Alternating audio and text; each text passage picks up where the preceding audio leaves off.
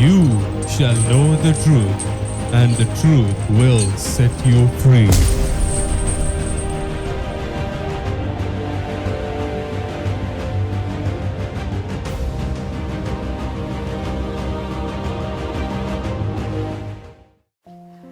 Mighty presence of God is always promised for our life when we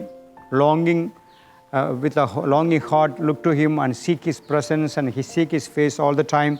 And God's word says when you are looking to God, His presence will strengthen you and be with you so that you can be built and stronger to overcome the kingdom of darkness. Our battle, the spiritual battle, is thing that we should not be defeated by any means. This truth reveals all the deceptions of the kingdom of Satan and helps us to overcome him by applying it in our life. As we are seeing, what are the things that we need to forgive? I started with word offenses, and I'm giving you one of another examples which will help you to identify what things that you might have been experienced in your life, or you may be going through those experiences right now also. But the solution is that you make up your mind with the help of the Holy Spirit, by the grace of God, to forgive the people, which will bring blessing for your life, like healings, deliverances, and all the maturity in your spiritual life.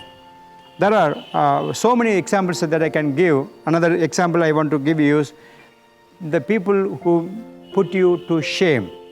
Shame is one of the things that many times it breaks our heart, and we become heavily depressed or oppressed by the shameful happenings in our life, in whatever situation that we were in, that God says that you are not ready for that, and you will be saying, oh, and that place where I went, the thing that they did to me, really I was put to shame, and I was not able to lift my face and look to their face, eye to eye, and talk to them.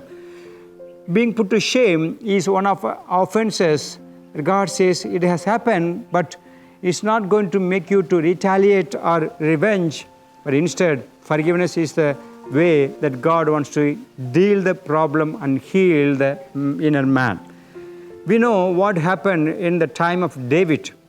When he was a king, the other nation's king, who was a great help, and the time that king died and his son was in position, so he wanted to comfort his son and be thankful to the king's help before what happened to him by that. So he sent his men to comfort the son to the next nation. But when they went there, the people in that country told the king's son, no, David has not sent his men to comfort you, but they have come here as spies. So this made this king's son to make a different approach to these men of David. And actually what they did, they shaved these men's beard. And then they cut their garments to their thighs level. It was a great shame. They were put to shame. As they were coming back, they were not able to enter into their place, but they were waiting on the territory and on that line. So as they were standing, David was really dishonored, and he said, my men were put to shame, and I am going to do that retaliation for them in such a way only. So now I want to encourage you in this place. God's word says we must be learning what God's word says. Jesus was put to shame in all the time, and we should not be in any way doing all the things that we need to. Father, help us to understand what you are teaching us as we are seeing shameful things or offenses, and we want to handle it in such a way not to do the same thing back to them, but to be forgiving them. In Jesus' name I pray, amen. God bless you. For watching the Word of God instantly, subscribe to our YouTube channel, Pastor K. Joseph, and click the bell button next to it. Also, like our Facebook page, Pastor K. Joseph.